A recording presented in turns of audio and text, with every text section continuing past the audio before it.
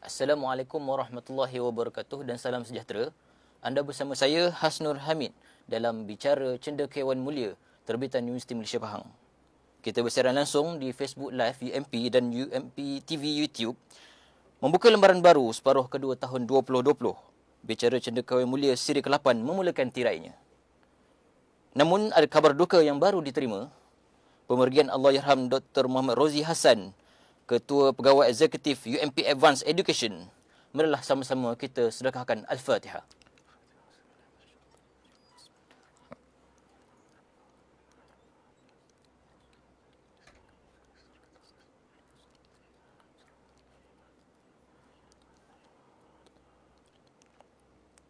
Kita doakan semoga Allah menerima amal kebaikannya serta keluarganya diberikan ketabahan insya-Allah. Tuan-tuan dan puan-puan sidang penonton yang dirahmati Allah sekalian, mari kita sama-sama teruskan diskusi kita pada hari ini. Sudah lebih 7 dekad Palestin dijajah oleh pendatang Yahudi sejak diceroboh pada 1917 yang lalu. Seluruh dunia telah menadah konflik kemelut yang kian basi. Terbaru, bantahan terhadap tindakan Presiden US memindahkan kedutaan Amerika Syarikat dari Tel Aviv menuju ke Jerusalem Baitul Maqdis, perebutan Masjidil Aqsa, perjanjian Balfour, penjajahan Yahudi, intifada Palestin, dan banyak lagi perkara melatari mimpi ngeri rakyat Palestin dan tanah airnya. Apakah Jerusalem milik mereka atau milik kita sebenarnya? Apakah kesudahannya?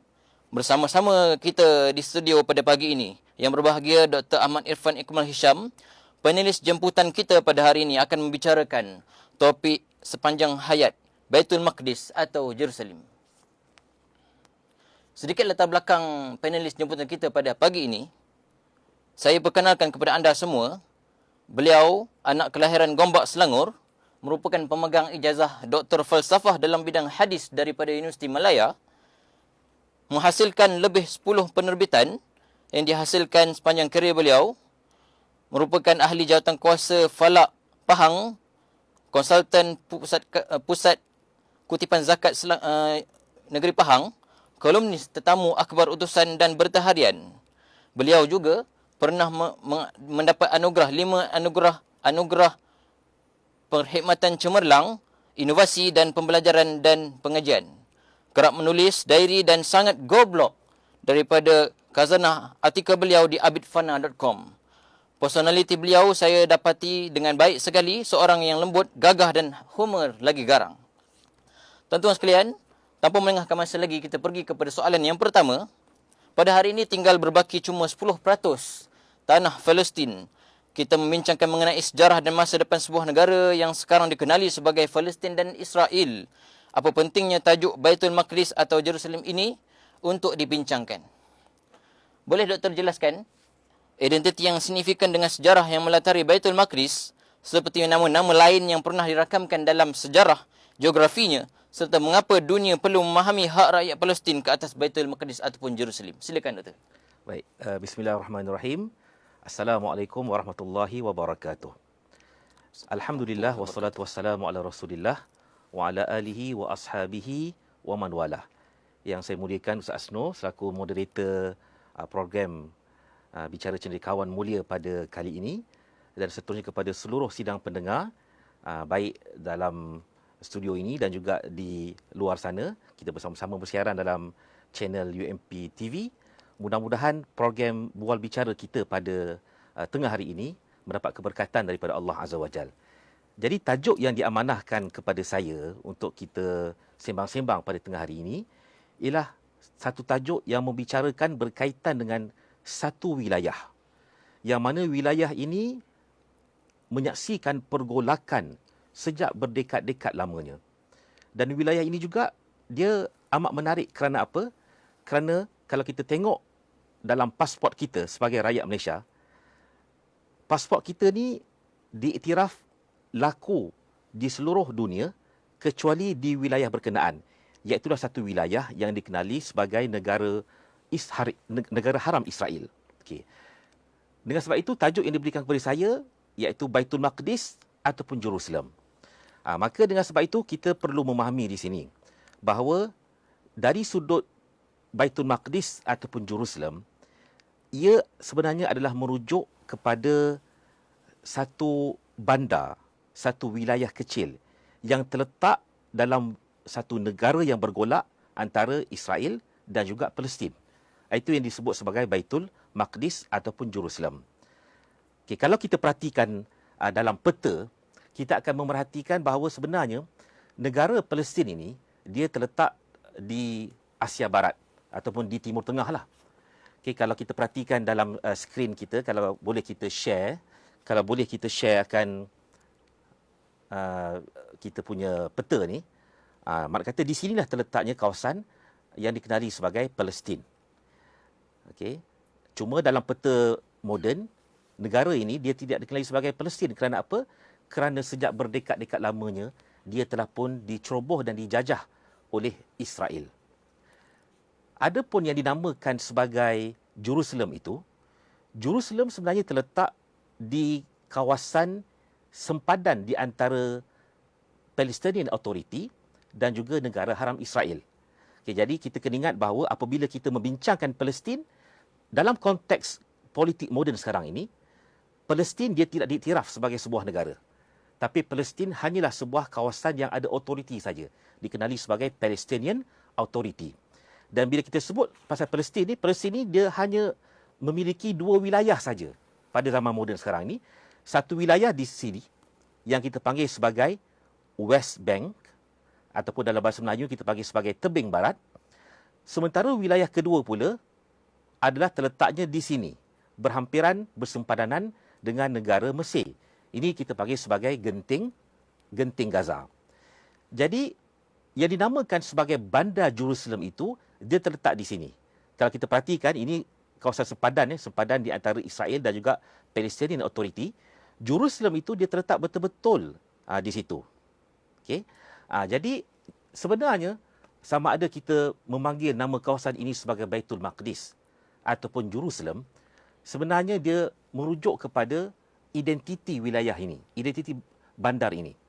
Kalau kita sebagai orang Islam, sudah tentu kita akan memanggil wilayah ini sebagai Baitul Maqdis. Kerana itu adalah nama yang merujuk kepada identiti kearaban Palestin itu sendiri. Adapun Jerusalem ini, kalau kita tengok dari sudut etimologinya, para sarjana berbeza pandangan terhadap apakah dia asal perkataan Jerusalem ini. Ada yang menyatakan bahawa Jerusalem ini sebenarnya bukannya berasal daripada bahasa Hebrew ataupun bahasa Yahudi. Tapi ada yang menyatakan dia merupakan bahasa lama. Bahasa Semitic, bahasa Sam. Okay? Jadi dengan sebab itu, pokok pangkalnya, Jerusalem ini, ahli sejarah menyatakan kemungkinan besar yang dimaksudkan dengan Jerusalem itu, ataupun orang Yahudi sebut sebagai Urushalem, adalah bandar yang aman. Ur maksudnya bandar, Shalom ataupun Shalem maksudnya salam, yakni peace, peaceful city. Okay, itu sebahagian dari pandangan lah. Sementara dalam bahasa Arab pula, kawasan ini dia lebih dikenali sebagai Baitul Maqdis. Baitul Maqdis ini dia merujuk kepada perkataan apa? Dia merujuk kepada perkataan Al-Quds. Al-Quds maksudnya kesucian. Kerana apa? Kerana dalam Al-Quran, apabila Allah menceritakan akan wilayah ini, Allah merujuk antara namanya sebagai Al-Ardul Muqaddasah, yakni bumi yang suci. Yang mana sebagai ulama tafsir menyatakan bumi yang suci ini, antara maksudnya adalah bumi yang kalau kita datang ke situ, membolehkan kita ni beristighfar dan mendapat keampunan daripada Allah Azza wa Jal atas dosa-dosa yang kita lakukan sebelum daripadanya. Jadi selain daripada itu, sebenarnya banyak lagi nama-nama lain yang merujuk kepada wilayah ini. Bukannya semata-mata Jerusalem ataupun Baitul Maqdis saja. Sebagai contohnya Palestin. Kenapa dia dikenali sebagai Palestin? Ini pun ahli sejarah membincangkan juga. Kerana apabila dibuat kajian arkeologi di sekitar wilayah yang bergolak ini, mereka menemui beberapa artifak yang kembali kepada bangsa Kan'an. Bangsa Kan'an adalah bangsa yang paling awal direkodkan dalam sejarah sebagai penghuni ataupun penduduk di wilayah berkenaan. Bangsa Kan'an. Dan daripada bangsa Kan'an itulah lahirnya keturunan, antaranya keturunan Arab. Okey. Jadi dalam artifak yang mereka temui itu, apabila mereka cuba untuk membaca tulisan-tulisan, mereka menemui beberapa simbol tulisan yang mana dari sudut sebutan, dari sudut fonetiknya, dia akan berbunyi hampir sama dengan Palestin. Maka dengan sebab itu, kawasan ini dia turut dikenali sebagai Palestin. Zaman sekarang, kita menyaksikan bahawa orang Yahudi dan orang Islam berebut-rebut untuk menguasai wilayah Palestin.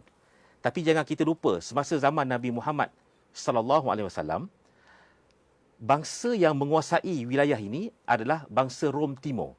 Bangsa Rom Timur. Dan pada waktu itu, mereka pun ada nama tersendiri kepada wilayah ini. Mereka memanggil wilayah ini sebagai Aelia Capitolina, yakni ibu negara bagi kerajaan Byzantium ataupun kerajaan Rom Timur.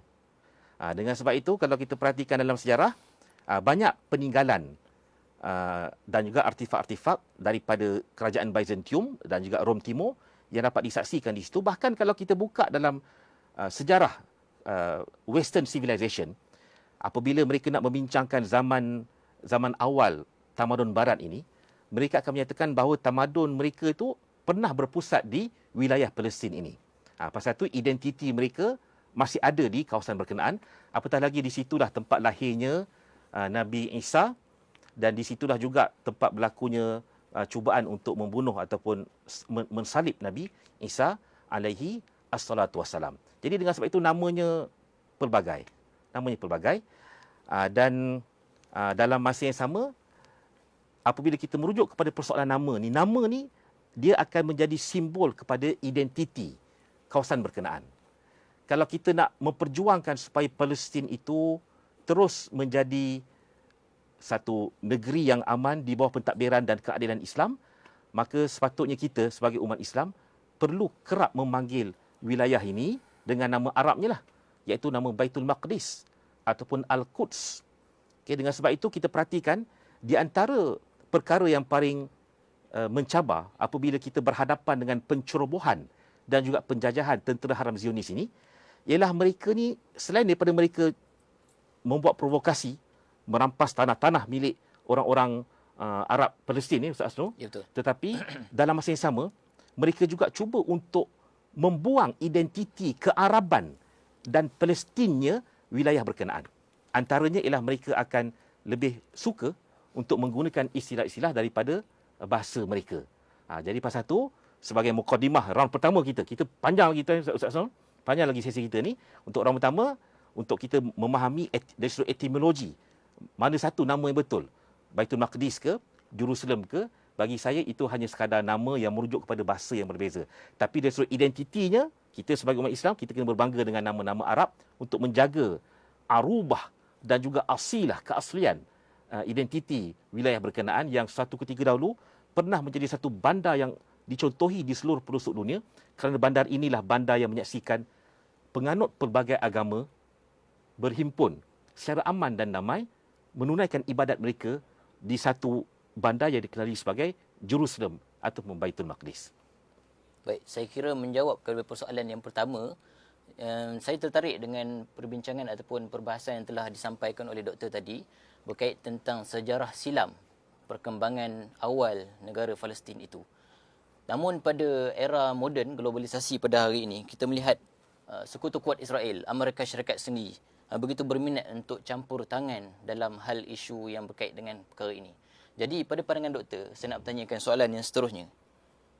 Terbaru ada satu tindakan yang dibuat oleh Presiden Amerika yang baru, iaitu Donald Trump, dengan memindahkan kedutaan Amerika Syarikat daripada Tel Aviv ke Baitul Maqdis. Jadi pada pandangan doktor, apakah dengan usaha ini, dengan menjadikan negara Baitul Maqdis sebagai ibu negara haram Israel, menjadikan satu perkara yang conclude untuk menjadikannya sebagai sebuah kota yang ternama? Silakan doktor. Baik. Satu soalan yang menarik kerana kita kena ingat bahawa bila Ustaz Asno tadi sebut berkaitan dengan Donald Trump. Donald Trump ni dia merupakan Presiden Amerika Syarikat. Kalau kita tengok dalam sejarah wilayah yang bergolak ini, dulu-dulu mereka-mereka yang berminat untuk menguasai wilayah Palestin ni adalah terdiri daripada orang Arab, majoritinya Muslim, ada juga Kristian dan sebagainya, dan juga orang-orang daripada belah Eropah. Maksudnya Amerika Syarikat dia tak pernah lagi dalam sejarah dirakamkan mereka ini berminat untuk menguasai wilayah Palestin ni. Sehinggalah pada waktu ini. Jadi sebenarnya kalau nak menjawab persoalan Ustaz Asnur ni, dia kembali kepada sejarah konflik yang panjang. Daripada zaman dulu sampai ke zaman sekarang lah.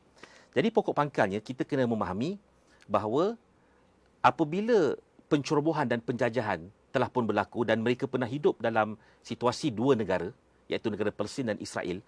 Israel kalau ikut perjanjian tahun 48, mereka diberikan kawasan yang di sekitar di kawasan perairan di kawasan pelabuhan ini, dan mereka juga telah pun menjadikan satu bandar, yang mana bandar ini kalau dalam bahasa Arab dia dikenali sebagai bandar Jaffa ataupun Yaffah. Tapi dia ditukar namanya menjadi identiti Yahudi, ditukar kepada Tel Aviv. Jadi sejak daripada zaman dulu sampai ke zaman sekarang, mereka menjadikan Tel Aviv ini sebagai pusat pentadbiran negara haram Israel. Tetapi kita kena ingat bahawa Israel ni, mereka ni tidak pernah berpuas hati dengan kawasan yang mereka kuasai. Kalau boleh, mereka ingin mendapat bandar Jerusalem yang kita sebut pada awal tadi. Kerana apa? Kerana di Jerusalem itulah terletaknya beberapa tapak yang bagi mereka, tapak itu tapak yang suci dalam kepercayaan agama mereka. Jadi walaupun asalnya pergerakan Zionis ini adalah pergerakan yang sekular, mereka hanya pergerakan politik, tapi mereka mempergunakan agama mereka untuk mengabsahkan kedudukan dan cengkaman mereka kepada kawasan the Old City of Jerusalem ataupun bandar lama Al-Quds, bandar lama Baitul Maqdis. Jadi dengan sebab itu, kita perhatikan bagaimana orang-orang Yahudi ni, orang Yahudi sebenarnya dari sudut statistik, bilangan mereka tak ramai. Bilangan mereka hanya sedikit saja. Tapi dengan sebab itu, mereka ni mengharapkan polisi. Mereka ni menggunakan proksi, bukan polisi tapi proksi. Mereka menggunakan proksi, kuasa-kuasa besar dunia. Semasa zaman perang dulu, mereka menggunakan British. Nanti kita akan sembang lagi berkaitan dengan bagaimana mereka menggunakan proksi British untuk mendapat Palestin. Dan zaman moden sekarang ni, mereka menggunakan Amerika Syarikat. Pasal tu kalau kita tengok di Amerika Syarikat, bagaimana kumpulan yang paling berpengaruh adalah pelobi-pelobi Yahudi. Mereka dah yang melobi, siapa yang kita nak jadikan sebagai presiden ni. Kalau kita bantu you untuk jadi presiden, apa yang you boleh bagi untuk kami sebagai komuniti Yahudi dan juga kepada negara bangsa kami, iaitu negara Israel ni. Jadi dengan sebab itu kita perhatikan apabila Donald Trump menang. Donald Trump sekarang ni, ditambah lagi dengan peristiwa pembunuhan George Floyd kan, yang menyebabkan berlakunya gelombang all Black Lives Matter. Sekarang ni Donald Trump dia tidak menjadi popular di negaranya sendiri. Tapi sebaliknya Donald Trump amat popular di Israel. Kerana apa? Kerana orang Yahudi suka sangat dengan Donald Trump ni. Kerana Donald Trump apabila dengan sebab desakan dan lobi daripada pelampau-pelampau Yahudi, baik di Amerika Syarikat dan juga di Israel itu sendiri, apa yang mereka lakukan ialah mereka meminta Donald Trump supaya menyokong hasrat mereka supaya menukar ibu negara mereka daripada Tel Aviv menuju ke Jerusalem, menuju ke Baitul Maqdis. Jadi dengan sebab itu, cara awalnya ialah dia meminta kepada Donald Trump untuk mengalihkan kedutaan Amerika Syarikat terlebih dahulu daripada Tel Aviv pergi ke Jerusalem. Itu langkah pertama. Tahun lepas, tahun 2019, apabila berlakunya kempen pilihan raya presiden ataupun Perdana Menteri di Israel, kita perhatikan bagaimana Benjamin Netanyahu dalam kempen dan dalam manifestonya, dia telah menyatakan bahawa mereka akan cuba untuk mengilhaq. Mengilhaq ni adalah terjemahan kepada annexation. Annexation maksudnya menceroboh tanah-tanah baru, tindakan yang unilateral tanpa berbincang dengan pemilik tanah yang asal. Ini yang mereka cuba lakukan. Jadi dalam manifesto kempen pilihan raya mereka tahun lepas, Benjamin Netanyahu menyatakan bahawa kita akan melakukan beberapa pengilhakan kepada negara ataupun kawasan-kawasan yang dimiliki oleh Palestin, termasuklah juga di lembah Jordan.